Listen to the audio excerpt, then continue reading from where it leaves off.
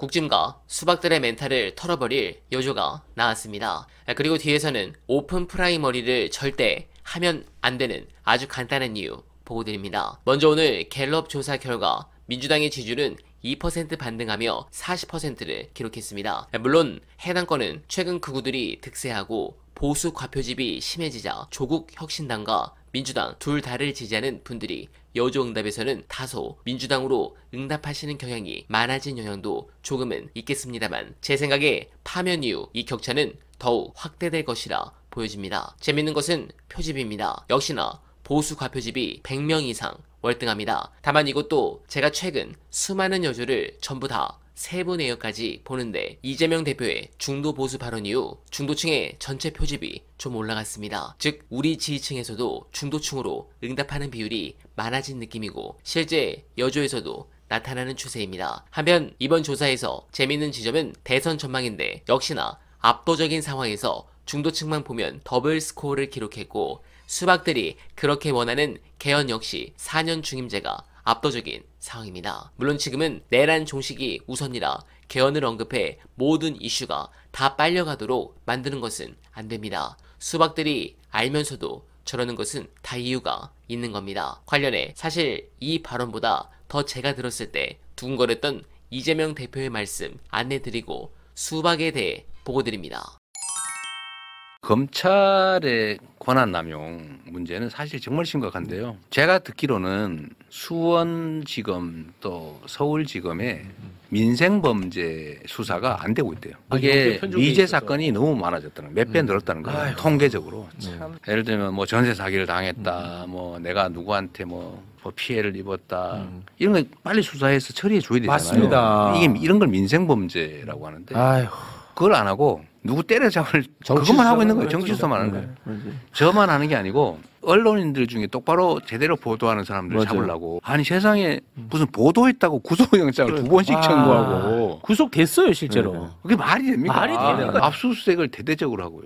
원래 명예훼손 사건은 강제 수사를 잘 하지 않아요. 더군다나 대통령의 명예를 훼손했다고 특수수사단을 꾸려가지고 압수수색에다가 막 구속영장 청구하고 이게 말이 되나요? 근데 그런 거 하잖아요. 어쨌든 그런 점들을 한번 정리를 해야죠. 맞습니다. 저만의 문제가 아니고 지금 언론인들 당한 게 너무 많거든요. 맞습니다. 그래서 언론인들을 입을 통째로 틀어 막아버리려고 했던 거예요. 네. 그건 말이 안 되죠. 이게 그것도 역시 민주주의의 토대라고 할 수 있는 표현의 자유, 언론 출판의 자유를 통째로 망가뜨리려고 했던 겁니다. 상당 정도 망가뜨려졌죠. 그렇습니다. 보도하기 무섭잖아요. 말하는 거 무섭잖아요. 자기 검열을 하게 됐거든요. 맞습니다. 혹시 내가 이 말했다가 어떻게 되는 거 아닐까? 이거 심각합니다. 그래서 이런 점은 한 번씩은 정리해야 되겠죠. 그 과정은 정말 힘들었어요. 너무 많이 흔들어 놔가지고. 지금도 나오는데 마지막 총선 선거 며칠 전에도 여론조사상으로 우리가 진다고 나왔어요. 맞습니다. 네. 여러 군데서. 네.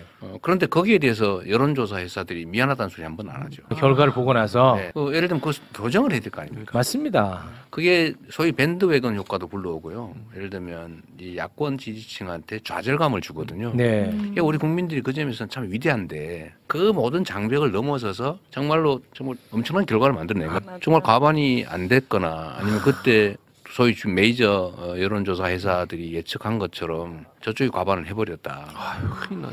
이렇게 됐을 경우에 이 사람들이 계엄을 하는 게 아니고 국가 체제를 다 뜯어 고쳐버렸을 거예요. 그러니까 저는 그렇게 될 경우 제 인생이 문제가 아니고 이 나라 운명이 완전히 망가질 거라는 생각을 했는데 네. 최소한 이 나라 운명에 대해서 정말 걱정하는 예를 들면 공적 기관들 그중에 제일 큰 게 언론이라고 봐요. 이쪽은 정말 그런 점에 대한 고려가 정말로 없는 것 같더라고요. 뭐 다 그렇다는 거 아니에요. 일부. 네. 정말 어떻게 저렇게 무관심하거나 아니면 이렇게 나라가 정말 잘못된 구렁텅이로 빠지도록 거의 고사지내듯이 저렇게 왜곡할 수 있을까? 그 생각을 했었는데요. 정말로 불안하고 힘들었어요. 그런데 결국은 그래도 끊임없이 믿는 거 국민의 위대함이죠. 집단지성은 제대로 작동할 거다라고 믿었는데 실제로 이제 그런 결과를 만들어냈죠. 제가 정말로 아마 그 모두가 기뻐했겠지만 제가 가장 기뻤을 거 아닙니까? 네. 최종 지휘권을 제가 가지고 있었으니까.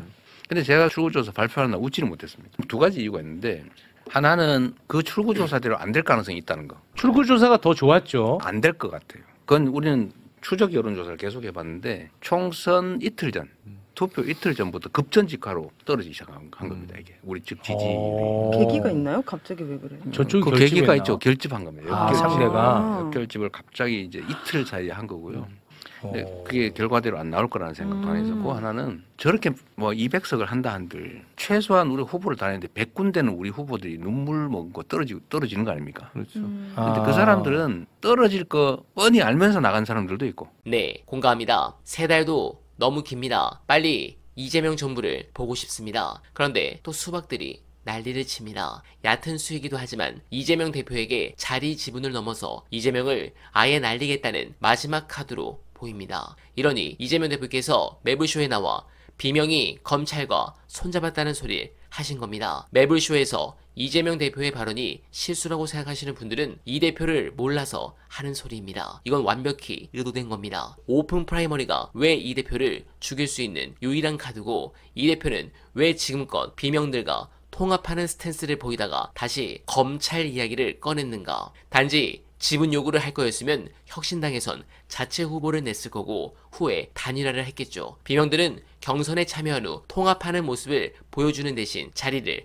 요구했을 겁니다. 그런데 그게 아닌 오픈 프라이머리, 그러니까 야권이 다 합쳐 국민 경선을 하자고 주장을 하는 것은 어떻게든 신천지 극우표로 한번 낙지처럼 꺾어보겠다는 더러운 수입니다. 그러니 이 대표도 다시 꺼낸 거겠죠. 그냥 방송 나와 급발진을 한 게 아니라는 소리입니다. 지금 조국 전 대표도 야권이 다 힘을 합쳐 크게 이겨야 한다고 하는데 저는 바둑쟁이라서 크게 이기는 게 좋긴 하지만 가장 중요한 것은 완벽하게 이기는 게 중요합니다. 내가 이 수를 둬서 대마를 잡아 크게 이기면 좋지만 더 안전하고 두텁게 바둑을 둬서 한 집 반 이기는 게 완벽하다면 그냥 한 집 반 이기는 수로 둡니다. 이게 바로 수십 년간 1위를 했던 이창호 사범의 스타일입니다. 어차피 이 판은 정권 교체입니다. 그런데 그걸 어떻게든 흔들어서 지 이익을 챙기겠다. 저는 이번 기회에 김경수 같은 과평가된 민주당 내 정신 빠진 인간들도 정리해야 한다고 봅니다. 문재인 정권을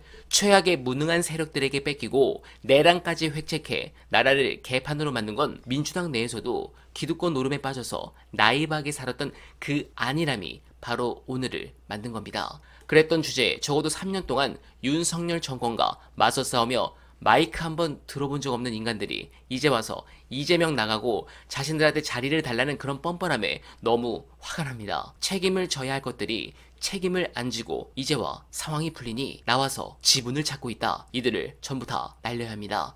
여러분들은 어떻게 생각하십니까? 동의하신다면 소중한 언알바 정기 후원 부탁드립니다. 최근 도는 여러 정보직을 소개해드리며 최선을 다할 것을 약속드리면서 오늘은 이만 인사드립니다. 여러분 고맙습니다.